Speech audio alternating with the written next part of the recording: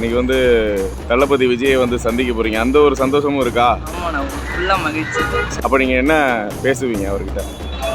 இல்லை, அது எப்படி வார்த்தையால சொல்ல முடியாது, அது மட்டற்ற மகிழ்ச்சி.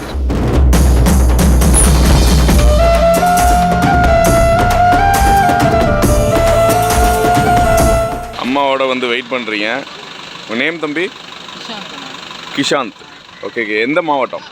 புதுக்கோட்டை மாவட்டத்தில் வரேன். சரி, என்ன மதிப்பெண் எடுத்திருக்கீங்க? +2வா? ஆமாண்ணா, +2. 600க்கு 571 எடுத்துருக்கேன். 571. பள்ளி எந்த பள்ளி? அரசு உதவி பெறும் பள்ளியா? இல்லை இல்லை, அரசு பள்ளி. கவர்மெண்ட் பள்ளி. உங்கள் பள்ளி பேர்? ஆண்கள் மேல்நிலை பள்ளி, கந்தர்வக்கோட்டை. கந்தர்வக்கோட்டை. சரி சரி. பள்ளியில் நீங்கள் எத்தனாவது மதிப்பு? 3வது இடமா, 2வது இடமா, முதல் இடமா? இல்லை, முதலிடம் தான். முதலிடம் உங்கள் பள்ளியில். வாழ்த்துக்கள் வாழ்த்துக்கள். அம்மாவுக்கும் பெருமையை சேர்த்துருக்கீங்க. புதுக்கோட்டை மாவட்டத்தில். சரிங்க சரிங்க. இப்போ உங்களுக்கு பாஸ் வந்துருச்சா? இல்லைண்ணா, அவங்க பஸ்ஸில் வந்துட்டு இருக்காங்க. நாங்கள் வந்து இங்கே சென்னையில் இருக்கனால முன்னாடியே இங்கே வந்துட்டோம். நீங்கள் முன்னாடியே வந்துட்டீங்க. ஆனால் அவங்க ஏற்பாடுகள்லாம் பண்ணியிருக்கிறோம், உங்களுக்கு இன்ஃபார்ம் பண்ணிட்டாங்க எல்லாமே. நீங்கள் இங்கே வெயிட் பண்ணுறீங்க. இப்போ கொஞ்சம் நேரத்தில் பாஸ் வந்தாங்கன்னா அவங்களோட பேசிட்டீங்களா ஃபோனில்? அவங்கள்ட்ட பேசியாச்சு. Okay okay. இன்றைக்கி வந்து தளபதி விஜயை வந்து சந்திக்க போகிறீங்க. அந்த ஒரு சந்தோஷமும் இருக்கா? ஆமாண்ணா, ஃபுல்லாக மகிழ்ச்சி. சரி, என்ன பேச போகிறீங்க? விஜய் பார்ப்பீங்க. எப்படியா இருந்தாலும் நீங்கள் உங்கள் பரிசு தொகையை கை கொடுத்து பார்க்க போகிறீங்க விஜயை. அப்போ நீங்கள் என்ன பேசுவீங்க அவர்கிட்ட?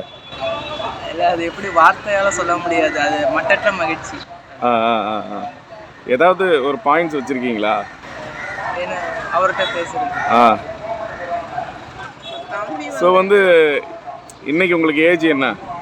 17 வயசு. 17 வயசு. அடுத்த எலெக்ஷனுக்கு உங்களுக்கு வந்து பார்த்தீங்கன்னாக்கா 18 வயசு இருக்கும். நீங்கள் ஒரு வாக்காளராக மாறிடுவீங்க 2026. அந்த எக்ஸைட்மெண்ட் இருக்கு இல்லையா? ஸோ வந்து அது சம்மந்தமாக அவர் வந்து போன தடவையே ஒரு சில இதெல்லாம் பேசியிருந்தார். வீட்டில் யாருமே வந்து வாக்குக்கு வந்து பணம் வாங்கக்கூடாது, ஒரு நல்ல ஆட்களை தேர்ந்தெடுத்து ஓட்டு போடணும் அப்படின்லாம் சொல்லியிருந்தார். அது மாதிரிலாம் இப்போ பேச போகிறாரு. அது எல்லாத்தையும் நேரில் பார்க்க போகிறீங்க இல்லையா? இல்லை, அவர் கொள்கைகள் ரொம்ப பிடிச்சிருக்கு. அவர் சொல்கிறதும் கரெக்டாக தான் இருக்குது. அதனால் அவர் அதே நேரத்தில் புதுசாகவும் கட்சி தொடங்குறாரு. ஸோ அவருக்கு வாக்களித்து பார்க்கலாம். அவர் கரெக்டாக இருந்தாருன்னா அவருக்கே அடுத்தடுத்த வாக்குகள் வரும். அதனால் அவருக்கே வாக்களிக்கலாம். Super super.